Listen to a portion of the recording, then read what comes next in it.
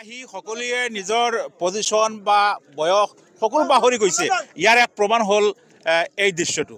চাওক, বিভিন্ন স্তৰৰ বিভিন্ন লাইনৰ মানুহ আহিছে, কিন্তু সকলোৱে সময়টো ইয়াত খুব সুন্দৰভাৱে এনজয় কৰি আছে। এটা সময়ত যিখন ঠাইত নীল খেতি কৰা হৈছিল বুলি কোৱা হয়, আৰু এই নীল খেতিৰ পৰা ঠাইখনৰ নাম নীলবাগান হৈ পৰিছে।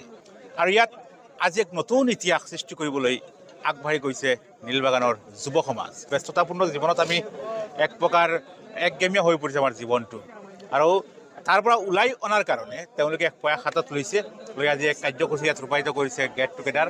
আমি সমাজৰ বিভিন্ন স্তৰৰ বিভিন্ন ঠাইৰ মানুহ আহিছোঁ, আহি একত্ৰিত হৈছোঁ ইয়াত, আৰু হৈ পেলাই আমি কিছু হাঁহি ধেমালিৰ মাজেৰে সময়টো অতিবাহিত কৰি আছোঁ। সামগ্ৰিক পৰিৱেশটো মই দেখুৱাই ল'ব বিচাৰিছোঁ, যিহেতু অলপ দেখুৱাই দিয়া পেলাই যথেষ্ট মানুহ আহিছে বিভিন্ন ক্ষেত্ৰৰ পৰা, গতিকে ই এক শুভ লক্ষণ।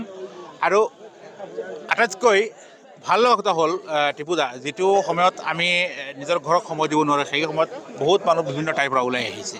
আজিৰ যান্ত্ৰিকতাৰ যুগত আমি এজনে আৰু এজনক লগ পোৱাৰ ইচ্ছা থাকিলেও নানান কামৰ অজুহাত হওক বা যিকোনো হওক আমি লগ পাব নোৱাৰোঁ।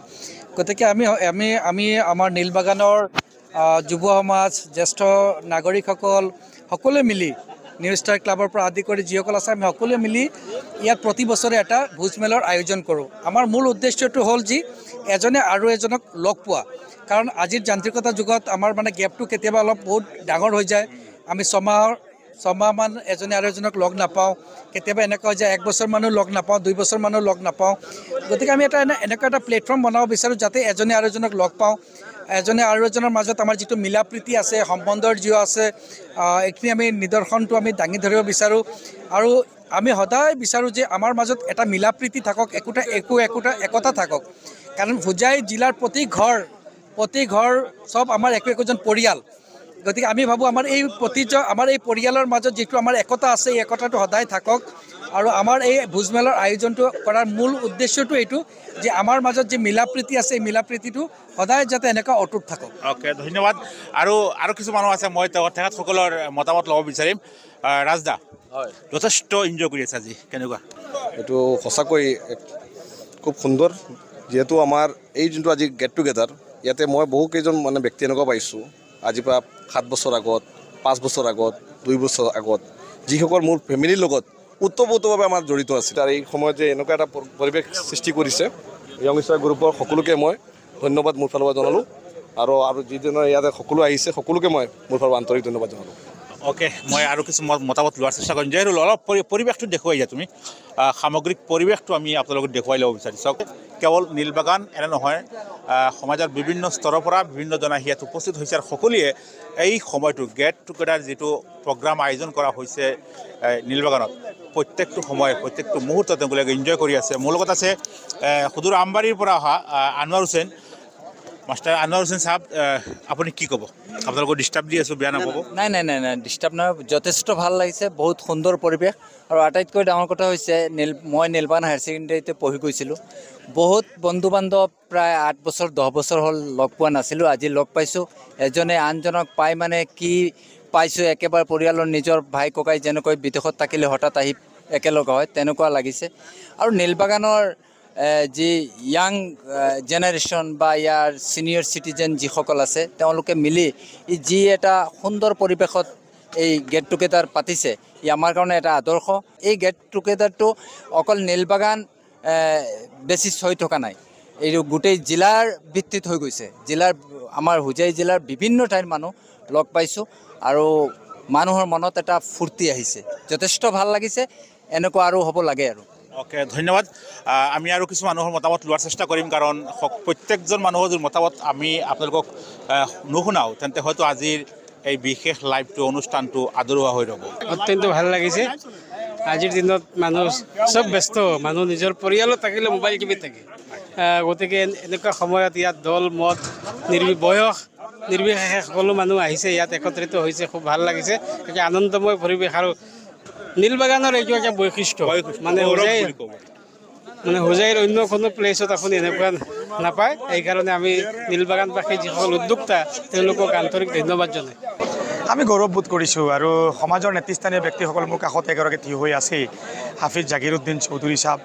আমাৰ তমিজুৰ ৰহমান লস্কৰ এনেকৈ যিসকল ব্যক্তিসকল আছে, আমাৰ ৰায়হান আহমেদ চৌধুৰী যুৱ সমাজৰ এগৰাকী নেতৃস্থানীয় ব্যক্তি, আৰু এনেকৈ ধৰণৰ আমাৰ শাকিৰ আহমেদ এনেকৈ ব্যক্তিসকল যিসকল আছে, তেওঁলোকৰ এই প্ৰচেষ্টাত প্ৰায় প্ৰতি বছৰে এনেকৈ ধৰণৰ অনুষ্ঠানবিলাক আয়োজন হয়। আৰু আমি বিশ্বাস কৰোঁ এনেকৈ ধৰণৰ অনুষ্ঠানে আমাৰ মাজৰ যি ভাতৃত্ববোধ, এই ভাতৃত্বৰ যি এনাজৰী আৰু সুদৃঢ় কৰিব, আৰু আমাৰ ভৱিষ্যত প্ৰজন্ম এনেকৈ ধৰণৰ আদৰ্শবিলাক গ্ৰহণ কৰক, আৰু এনেকৈ অনুষ্ঠানবিলাকৰ এই সম্প্ৰীতিৰ মিলন, যিটো সম্প্ৰীতিৰ যি ভোজন, সেই ভোজনবিলাক আয়োজন কৰক। আমি সকলোলৈ শুভকামনা জ্ঞাপন কৰিছোঁ, আৰু উদ্যোক্তা যিসকল তেওঁলোকলৈ আন্তৰিক ধন্যবাদ আৰু কৃতজ্ঞতা জ্ঞাপন কৰিছোঁ। প্ৰথমে মই ধন্যবাদ জ্ঞাপন কৰিম আমাৰ এই প্ৰগ্ৰাম যিদৰে আয়োজন কৰিছে, বিশেষকৈ মোৰ বন্ধু মৌলানা আব্দুল বাছিৰ চাব আৰু জাকিৰ হাফিজ চাব, তেখেতে খাইৰুল ভাই আৰু লিলবাগানৰ যুৱ সমাজ যিহেতু ইমান ধুনীয়া এটা কাৰ্যসূচী হাতত লৈছে।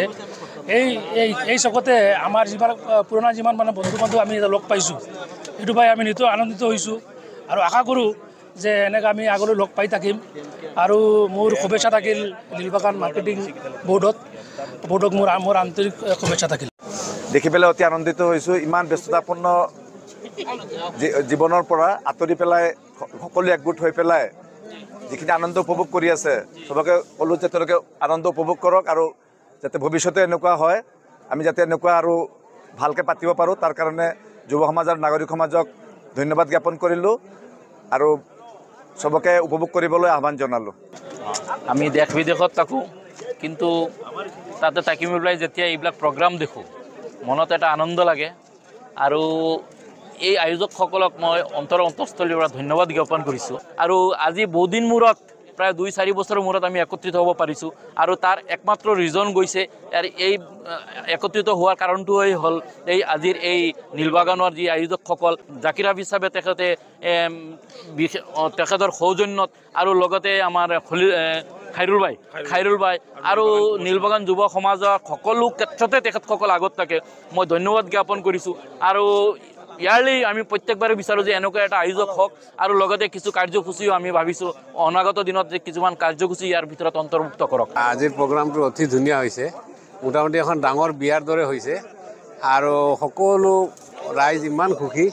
কোনোবাই কাৰোবাক আজি 20 বছৰ পিছত, 10 বছৰ পিছত লগ হৈছে, এনেকুৱা প্ৰায় হৈ থাকিব লাগে।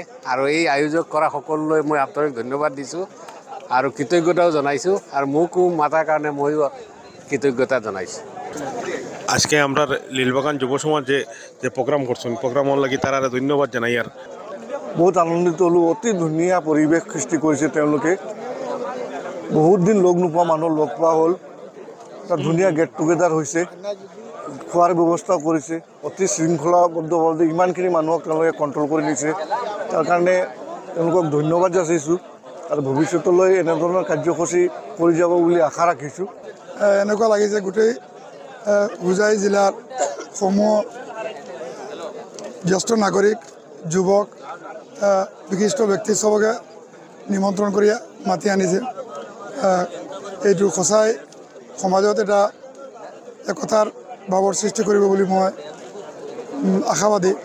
ইয়াত যে কেৱল গেট টুগেডাৰ কৰা হৈছে এনে নহয়, ইয়াত খুব সুন্দৰভাৱে খোৱা বোৱাৰ ব্যৱস্থা কৰা হৈছে। আপোনালোকে নিশ্চয় ইয়াত প্ৰত্যক্ষ কৰিছে, আমাৰ বিভিন্ন স্থানৰ পৰা অহা ইয়াৰ অতিথিবৃন্দই খুব সুন্দৰভাৱে আৰু শান্তি শৃংখলা বজাই ৰাখি ইয়াত খাদ্য গ্ৰহণ কৰি আছে। আমি ইয়াৰ কিছু পৰিৱেশ আপোনালোকক দেখুৱাই ল'ব বিচাৰিছোঁ। ৰাহেন্দা, যথেষ্ট সুন্দৰ এটা পৰিৱেশত আপোনালোকে আজি আতিথ্য কৰি আছে। হোজাই জিলাৰ ভিতৰত আমাৰ নীলবাগানৰ যিটো যুৱ সমাজ আছে, এই যুৱ সমাজক আমি হোজাই জিলাৰ বিভিন্ন স্থানৰ যুৱ সমাজসকলে তেওঁলোকক আমি এটা অনুসৰণ কৰিবলগীয়া কিছুমান গুণ তেওঁলোকৰ আছে। আৰু কেৱল এই যে তেওঁলোকে যিটো নৈশ ভোজন এনেকুৱাই নহয়, তেওঁলোকৰ খেলৰ পৰা আৰম্ভ কৰি তেওঁলোক সাংস্কৃতিক জগতেই হওক, সাহিত্য জগতেই হওক, তেওঁলোকৰ প্ৰতিটো ক্ষেত্ৰতেই নীলবাগানৰ যি যুৱ সমাজ। আৰু এতিয়া যুৱ সমাজ হৈ দেখা নাই, আপুনি চাব যে যুৱ সমাজৰ লগতে তেওঁলোকৰ বয়োজ্যেষ্ঠ নাগৰিকসকলো আহি সোমাইছে, আৰু এতিয়া তেওঁলোক ধন্যবাদৰ পাত্ৰ সঁচাকৈ। অ'কে, ধন্যবাদ। আৰু মই পৰিৱেশ দেখুৱাই ল'ব বিচাৰোঁ, যথেষ্ট মানুহ আহিছে আজি, আৰু সকলোৱে খুব শান্তিপূৰ্ণভাৱে ইয়াত আহাৰ গ্ৰহণ কৰি আছে। আৰু আনাৰ হোসেন আছে, জাবুৰ দা আছে আমাৰ। দাদা কেনেকৈ হৈছে আজি? একদম বহুত ধুনীয়া, ভাল লাগিছে মানে গোটেই পৰিৱেশটো গোটেই মানুহখিনি একত্ৰিত হৈছে গেট টুগেডাৰ হৈছে বহুত দূৰৰ মানুহ ওচৰত পৰা দেখা পাইছোঁ ভাল লাগিছে খুবেই ভাল খানটো ঠিক হৈছে নাই ঠিকেই হৈছে এতিয়ালৈকে আৰুতো বাকী আছে চাওঁ কেনেকুৱা হয় অ'কে ধন্যবাদ